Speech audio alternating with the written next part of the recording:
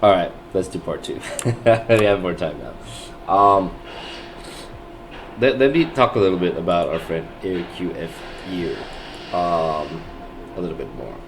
So the reason I say the things I say about this archetype, okay, it's a very, it's a blank canvas, okay, and there's a lot of frustration in life by default for this archetype because most of the things they engage in they don't understand, and that usually functions as a source of aggression for them.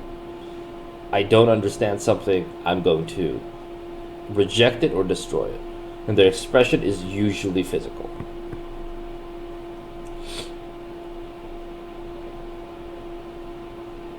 But patience and a high degree of empathy, then out of this archetype, basically makes out a great teacher. But without those two things, this archetype is lost. It's a very contrasting type of. It's a very contrasting type of energy. You have to contrast the energy of your imprint sometimes, and this is one of those cases, right? Yeah. Second World Warrior. Okay, this is an energy. My friend, you're not ever going to get away with even a little bit of bad hygiene. Like, there's no way. How people might view you, and I'm just being super honest, right? And I'm sure you are not, but people will have a tendency to misnomer you, to misinterpret you as someone who is unhygienic. So you have to embody and exemplify someone with a clean conscience, someone with a clean spirit, with a clean mind, with a clean everything. And that's going to create the contrast that attracts charisma and abundance for you, right? There are certain types of energies that need to have a welcoming aura or a welcoming window for other people to truly engage with them, right? Even though you have much to offer, you might have people shying away from you for a very superficial reason, but that superficial reason goes into the mind and the spirit as well. Meaning they might see you as someone who has, perverse or deviant thought, perverse or deviant sexual thoughts, perverse or deviant sexual desires. It's very important to disperse those doubts immediately. So the very first moment someone engages with you. And I would really, and usually I don't give this type of advice to men, but I would really focus on the presentation, right? So your presentation needs to embody, and I'm saying this in relation to other people, it needs to embody a certain spiritual cleanliness, physical cleanliness as well, of course. Clarity of mind, right? And not only that, you could make way to be a source of clarity and cleanliness for others. And that contrast you creates this air of mysticism about you. And that air of mysticism is something that spawns and incites curiosity in other people to engage with you. Because right now I feel you might feel like other people don't engage with you, not because maybe like they're not interested, but they have like this embarrassingly superficial reason as to why they might not engage with you.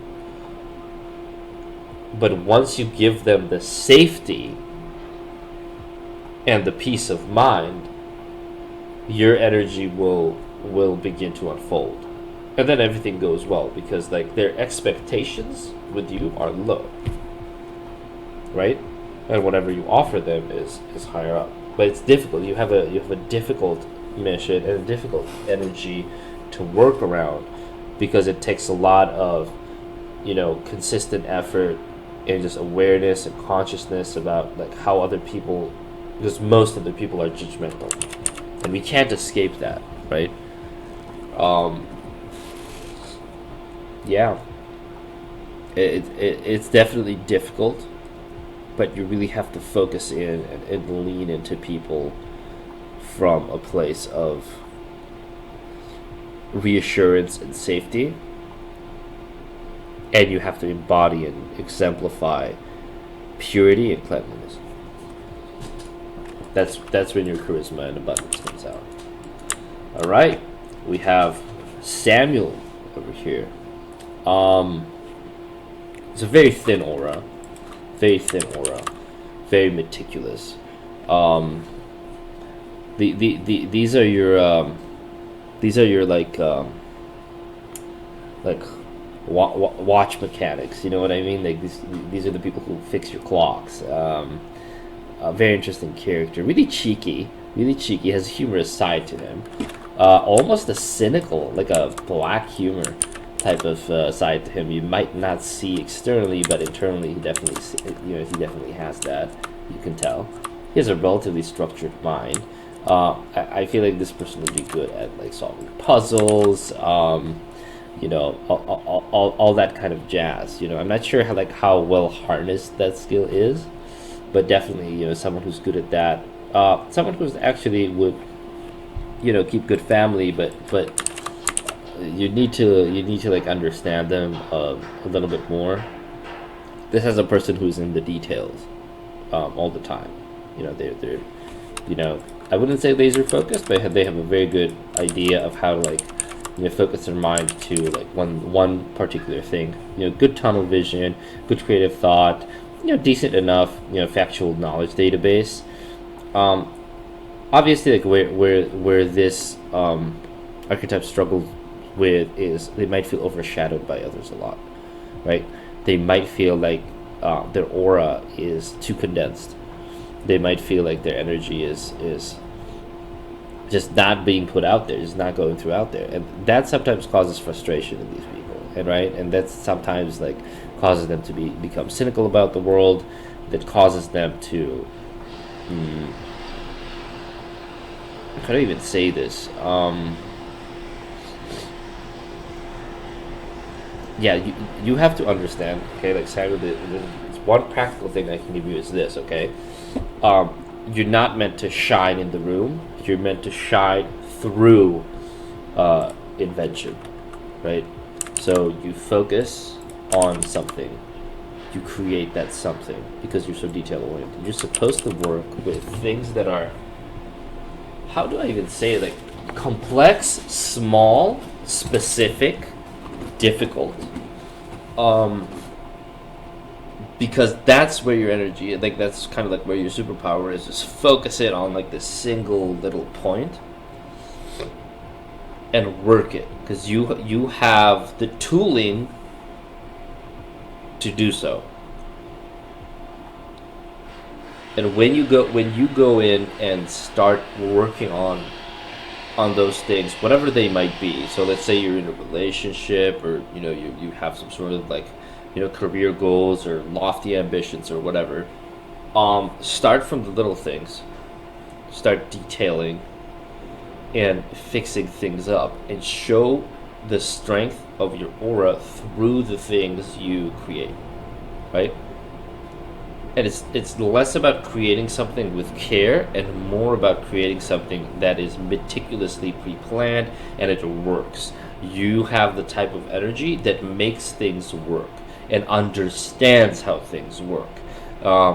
Understands how things work in society, in specific areas of society, when other people don't. Like it's an abstract concept for other people because they only see like the surface level of it. For you, it's not.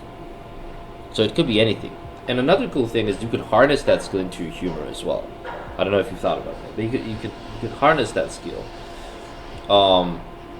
Yeah, just have self-belief. Don't allow kind of like because most of the people you will encounter, you will figure that they have like wider and stronger, like more intense auras than you do. And sometimes that might make you feel small or whatever. And this is an internal process, right? This is not something you kind of like express outwardly, I would say.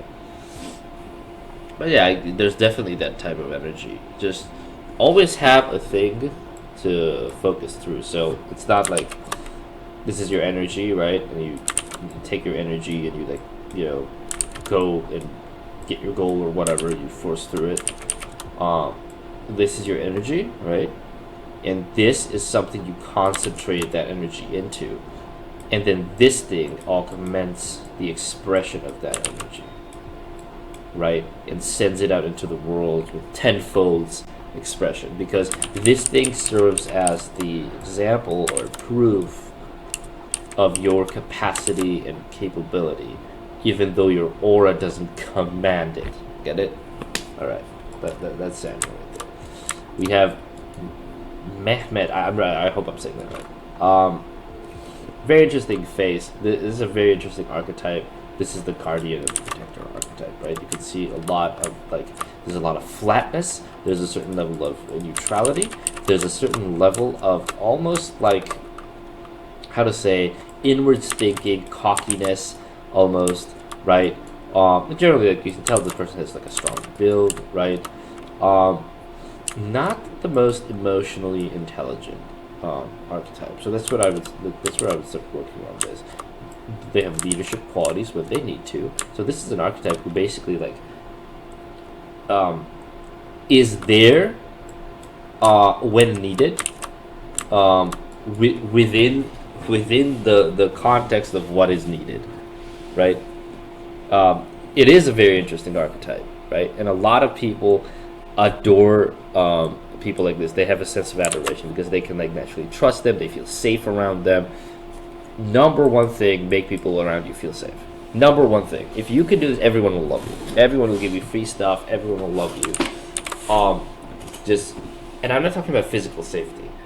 I'm talking about safety of expression. I'm talking about just safety of just be the random good person they need on the street type of thing, right? That's what's so great about this archetype. Now, this archetype has a way of falling into, falling into a role of guardsmanship for someone who does not deserve it, right? Because there's a certain type of lack of vision and emotional intelligence sometimes